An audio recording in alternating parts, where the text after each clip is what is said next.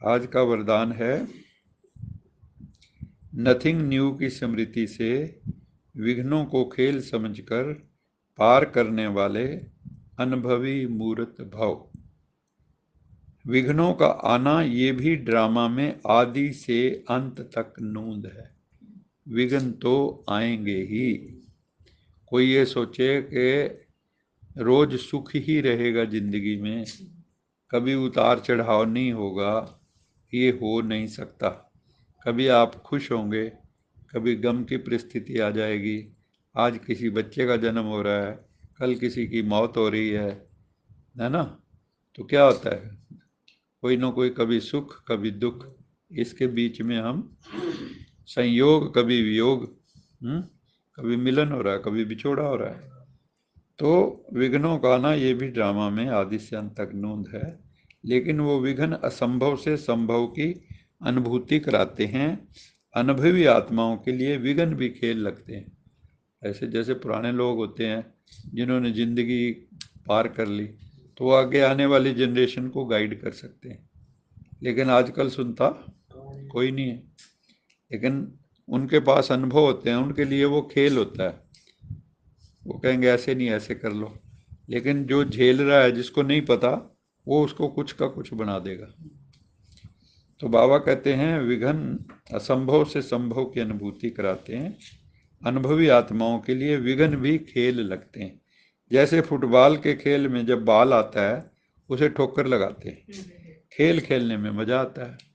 तो ये जैसे फुटबॉल एक तरह का मान लो विघ्न है, उसके साथ आप खेल रहे हो तो वो भी पता नहीं, मतलब आपको दुख नहीं दे रहा है ना। अब मान लो कोई भी खेल है, उसमें एक जीतेगा एक हारेगा।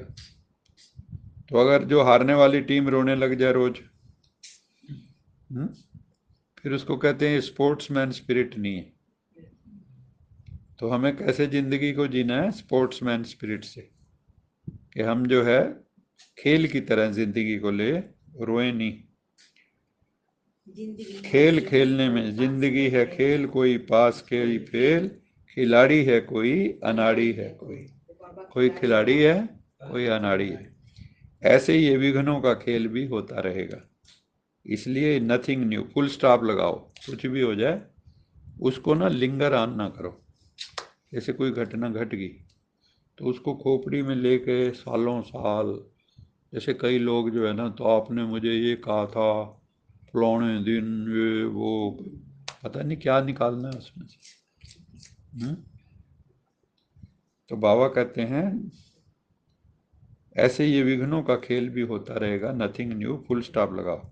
ड्रामा खेल भी दिखाता है और संपन्न सफलता भी दिखाता है। अगर आप उस खेल को अच्छे से खेलोगे तो आप अनुभवी बन जाओगे और सफल हो जाओगे। एक नया एक्सपीरियंस आपकी ज़िंदगी में समस्या को हल करने का ऐड हो जाएगा कि फलाने टाइम हमें ये समस्या आई।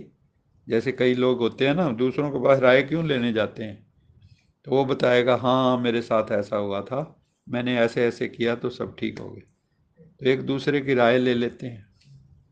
तो बाबा कहता है वो संपन्न बनाता है। जो विघ्न भी है, अगर आपको उसको ठीक से हैंडल किया तो आपको सफल बनाता है, सफलता देता है, संपन्न बनाता है। आज का स्लोगन है, सबके गुणों को देख, विशेषताओं की खुशबू फैलाओ, तो ये संसार सुख में बन जाएगा।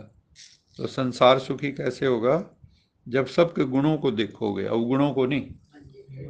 ज़्यादातर आदत हम सब की क्या होती है, जैसे एक टीचर ने वाइट ब्लैक बोर्ड पे एक काला बिंदु लगा दिया, कहता बच्चों से पूछता है क्या देख रहे हो, सारे कहते हैं बिंदु। तो वो कहता है और जो ये 99% वाइट है वो नहीं देख रहे हैं, वो बिंदु ही देख रहे हो, काला निशान।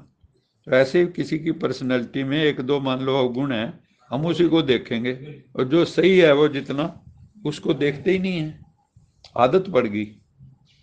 तो बाबा कहते हैं सबके गुणों को देख, विशेषताओं की खुशबू फैलाने वाला, सबकी विशेषताओं को देखो, उसकी खुशबू फैलाओ, और हरेक में गुण भरो, विशेषताएं भरो, उसकी विशेषताओं को उभारो। तो ये संसार सुख में बन जाए। अच्छा, मीठे मीठे सीखे लजे बच्चों प्रति मात पिता बाप दादा का याद। Good morning, good night. रूहानी बाप की रूहानी बच्चों को नमस्ते। हम रूहानी बच्चों की रूहानी मात बाप दादा को याद प्यार। गुड मॉर्निंग, गुड नाइट और नमस्ते। सदा रहो हंसते, कहीं नहीं फंसते, बन जाओ फरिश्ते, बांध लो अपने बस्ते, चलो प्रभु के रास्ते।